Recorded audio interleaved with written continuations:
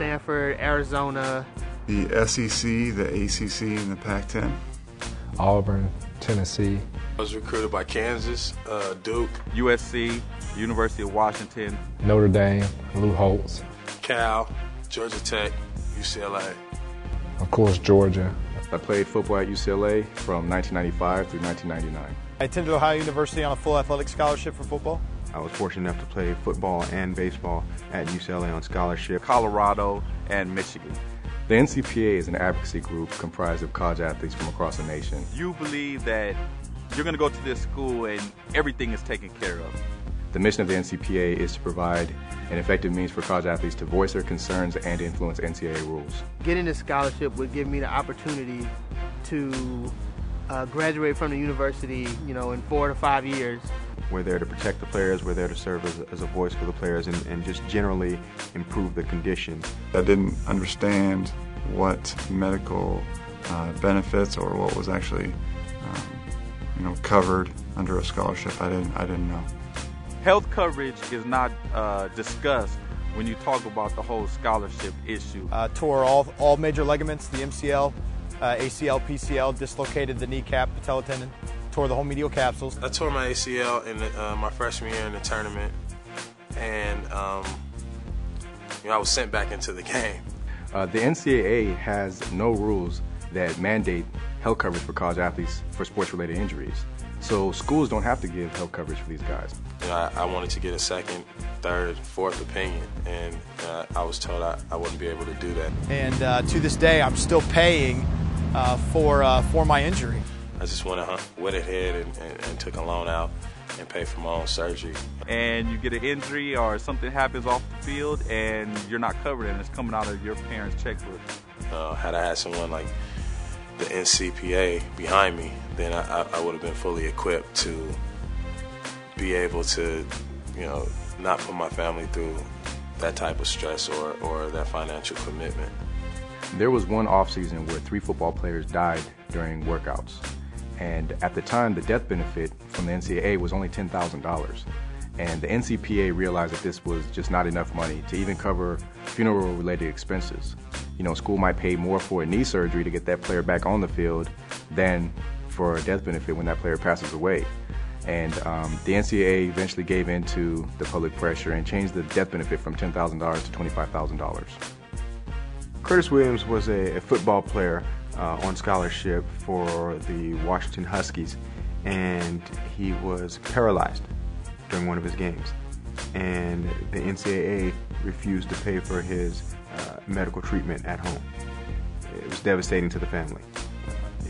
They really made as many sacrifices as they could, but the expenses just built up and they weren't going to be able to do it anymore. In fact, his brother took a sabbatical from work, got trained as a home nurse just to take care of him on his own because they couldn't afford to get the proper care for Curtis. The family approached the NCAA, and the NCAA ignored the family for months.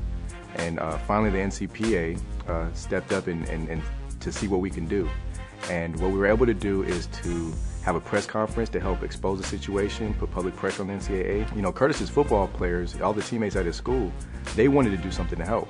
And we circulated a petition and we sent that to the NCAA, showing them that, look, this is not going to go away. And we have people that are going to make sure that something happens. In the end, the NCAA did change the rule, and fortunately, we're able to help Curtis get the home care that he needed. Curtis passed away about 18 months after his initial injuries. Unfortunately, NCAA rules would not allow his family to get the death benefit because under NCAA rules, you have to die within 12 months from an injury to get the death benefit. One serious problem is that the universities do not disclose their medical policies to recruits. Full disclosure and full transparency is absolutely necessary. So the NCPA has launched a campaign for disclosure, and we've mailed every university in Division I a disclosure form asking about key medical policies that affect college athletes. And the NCPA has also designed a grading system based on their results. So if a school has positive policies, it'll get a higher grade than the schools that have bad policies. And I think this information will definitely help recruits make informed decisions. I was informed over the summer that my scholarship was going to be reduced the next year for my senior year and then not covered at all in my 5th year. If I would have known that the scholarships were 1 year renewable instead of 4 year or 5 years guaranteed, it would have been a lot longer of a conversation while that coach was in my house, I tell you that. The reason is that coaches recruit players out of high school and they don't know for sure if players are going to be successful on the team. Don't be that poor sucker got hurt and you flunked out, or you dropped, or they took your scholarship away. Boy, I'd like somebody to do a survey on that. But the coach will say, well, we're guaranteeing you a 4 year. Well, where is that in writing? Where does it say that scholarship is guaranteed? Doesn't matter that you got A's in chemistry and biology and history. You're not doing what I want you to do at left end. You're gone. What you see at the college level is an incredible inequity between what the athletes, workers who are playing the game, what they produce, and what they receive in compensation is just very askew. But the NCAA, in its essence, is this. It is a trade association of coaches, athletic directors, and conference commissioners. I think one of the reasons the NCAA has its power is because it pretty much keeps hidden what goes on.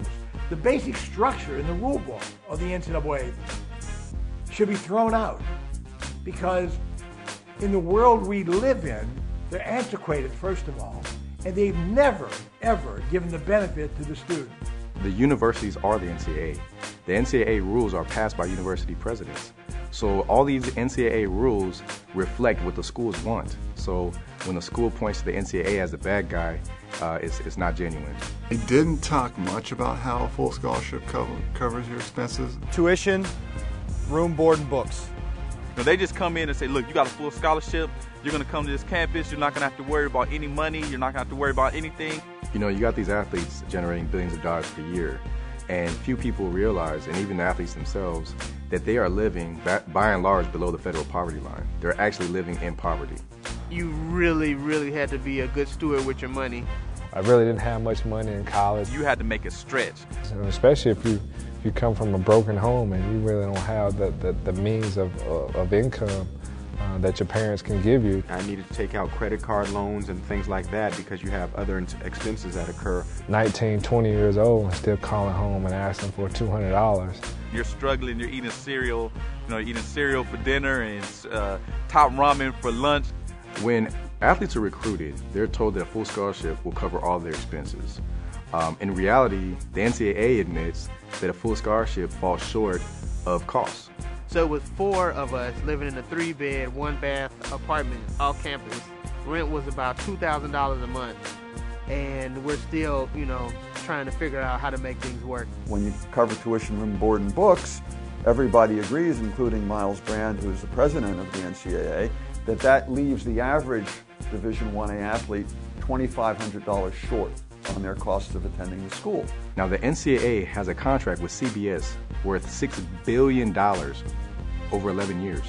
What this is going to do is provide about $300 million per year in new revenue.